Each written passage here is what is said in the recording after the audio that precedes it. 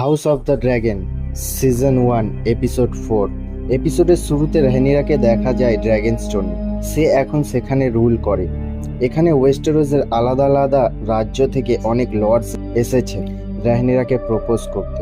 প্রথমে হাউস ডন্ডেরিয়ানের একজন বৃদ্ধ লর্ড রহনীরাকে প্রপোজ করে।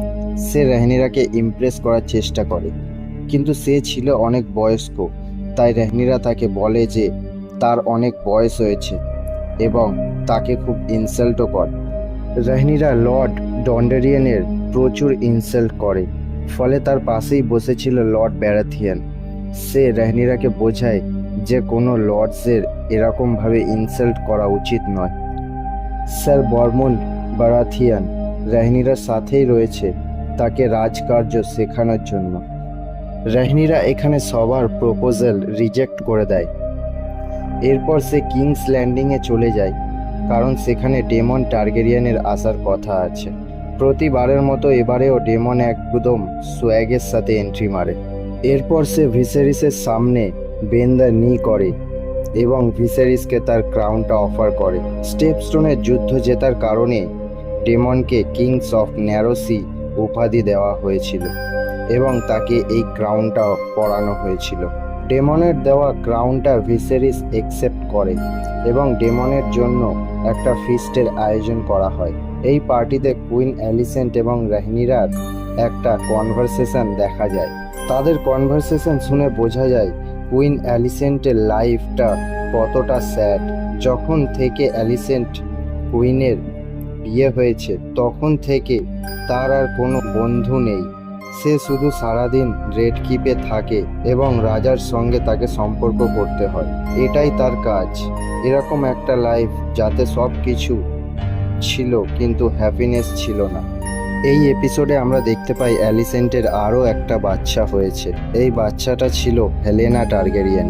পরের সিনে রেড কিপের গার্ডেনে ডেমন এবং রহনীরাকে দেখা যায়। রহনীরা ডেমনকে বলে ভিসেরিস তার জন্য একটার পর একটা সম্বন্ধ নিয়ে আসছে, কিন্তু রহনীরা তার প্রত্যেকটা আশা সম্বন্ধকে রিজেক্ট করছে। রহনীরা সবসময় বিয়ে থেকে পালিয়ে বেড়ায়, কারণ সে কোনো লর্ডসের বাচ্চা দেওয়ার মেশিন হয়ে থাকতে চায় না। সে দেখেছিল তার মা অর্থাৎ রানী এমার কিভাবে চাইল্ড বার্থের সময় মৃত্যু হয়েছিল। তো এইসব কারণের জন্যই রহনীরা বিয়ে করতে চায় না। ডেমন রহনীরার এইসব কথা শোনার পর একটা প্ল্যান বানায়। সেই রাতেই ডেমন রহনীরাকে নিয়ে রেড কিপের সিক্রেট রাস্তা দিয়ে সোজা কিংস ল্যান্ডিংয়ের স্ট্রিট অফ সিল্ক রোডে নিয়ে যায়, যেখানে অনেক হোর হাউসেস ছিল। ইভেনচুয়ালি ডেমন এবং রহনীরা কিছু প্লেজার হাউসে যায়, যেখানে সবাই সেক্সুয়াল অ্যাক্টিভিটিস করছিল।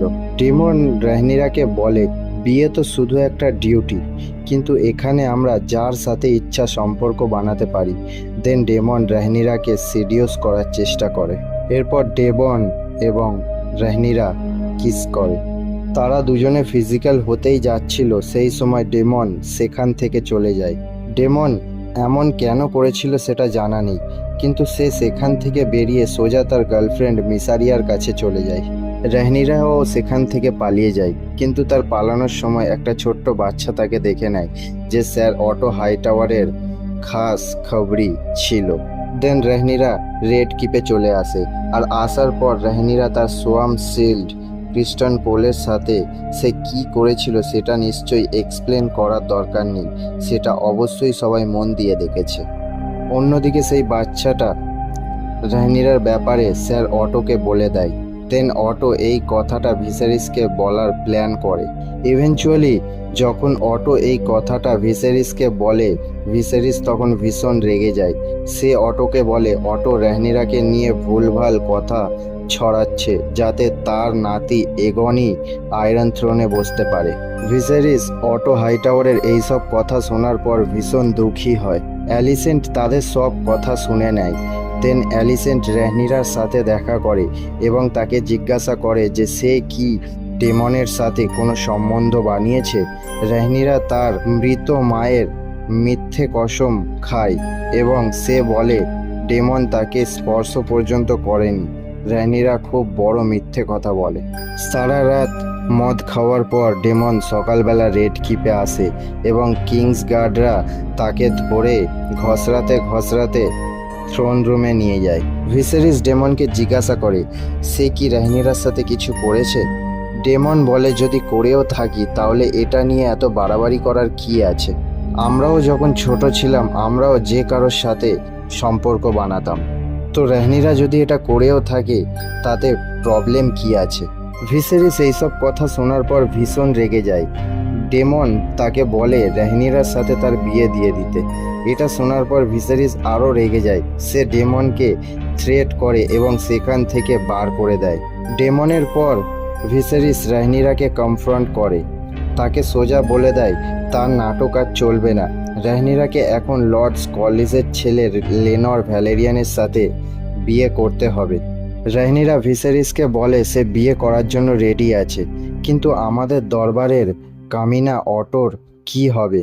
সে তো তার মেয়ে অ্যালিসেন্টের ছেলে এগনকে আয়রন থ্রোনে বসাতে চায়।